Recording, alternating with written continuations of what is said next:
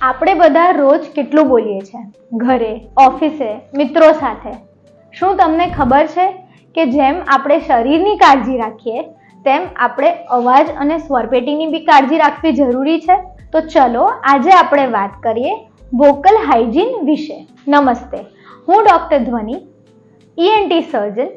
આજે તમને 5 ટિપ્સ આપીશ જેનાથી આપણે આપણો અવાજ સારો રાખી શકીએ. પહેલી ટીપ, પાણી વધારે પીવું જોઈએ. વારંવાર વધારે બોલવાનું થતું હોય તો એક ઘૂંટડો પાણી વચ્ચે વચ્ચે પીવું જોઈએ, જેના કારણથી ગળું સુકાય નહીં અને સ્વરપેટી મોઇશ્ચરાઇઝ્ડ. સેકન્ડ, કોફી અને ચા આપણે બધાને બહુ જ ભાવે છે.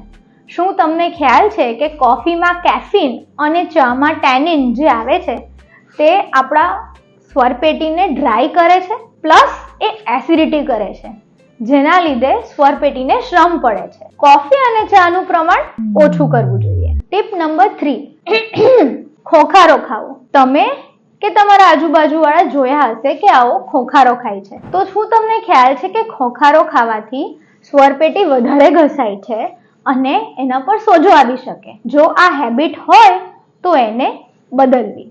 હવે ટીપ નંબર 4, સ્મોકિંગ.